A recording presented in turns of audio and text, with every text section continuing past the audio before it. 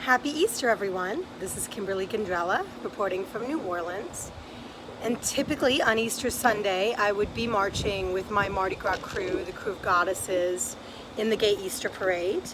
And usually spending Saturday night, last night, marching with Bunarchy to benefit animal shelters. But today I am eating crawfish in my backyard with my husband and my dogs. But I thought I would dress up for you nonetheless.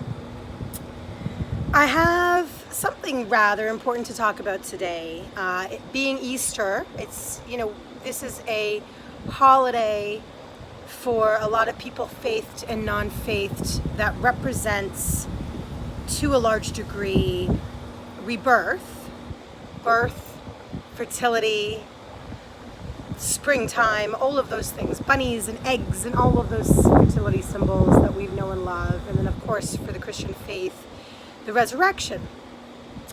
But along with that comes something that's a little heavier, which of course is death.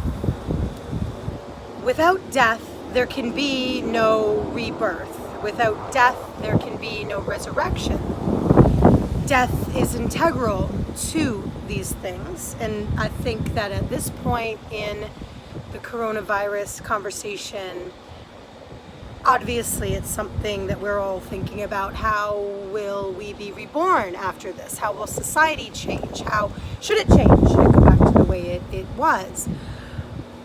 I'm always a little confused by zombie movies and stories, because the characters always seem to yearn for a return to the way things were.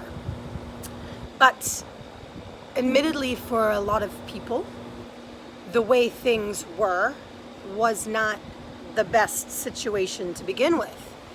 And then I am sure that there are a lot of people that are not yearning for any kind of return at this point. So what will rebirth look like?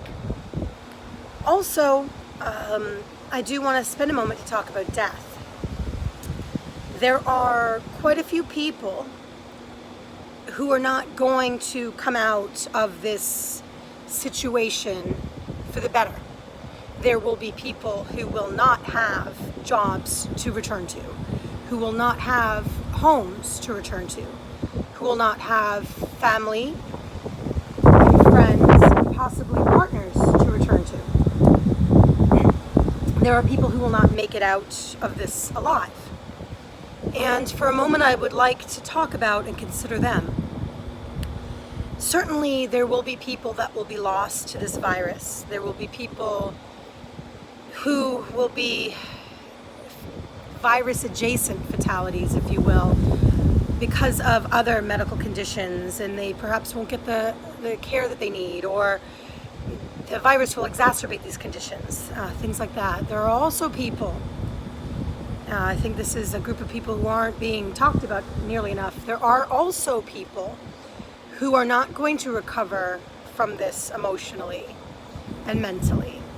There are the mentally ill, and there are people with PTSD. There are addicts and people in recovery, people who do not have access to medications, people who do not have access to their drug of choice, people who do not have access to their therapists. There will be depression, there will be mental illness, and I think that it's very important that we acknowledge these things to be true, as opposed to just pretending like we're all in it together.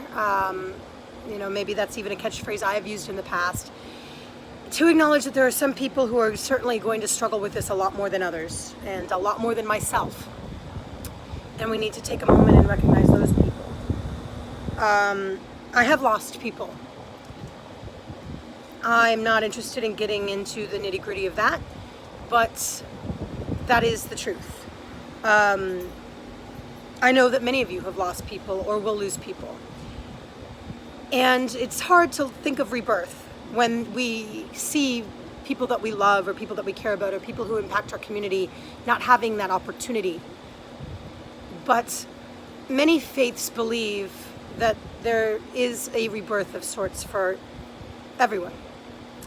And whether you yourself believe that or not, whether I believe that or not is irrelevant, but I think it's a lovely thing to think about. I think it's a lovely idea, and I'm willing to entertain that at this point. There are a lot of things about many faiths that they have in common, and one of them is that idea of rebirth, whether it's rebirth to the afterlife or rebirth to reincarnation or rebirth to some other dimension or reality or understanding. And that's what I'd like to focus on today, Easter Sunday, is that idea. But also not to be a passive agent in that as well. Please take the time, check on your friends and family, call up your relatives, call up your friends.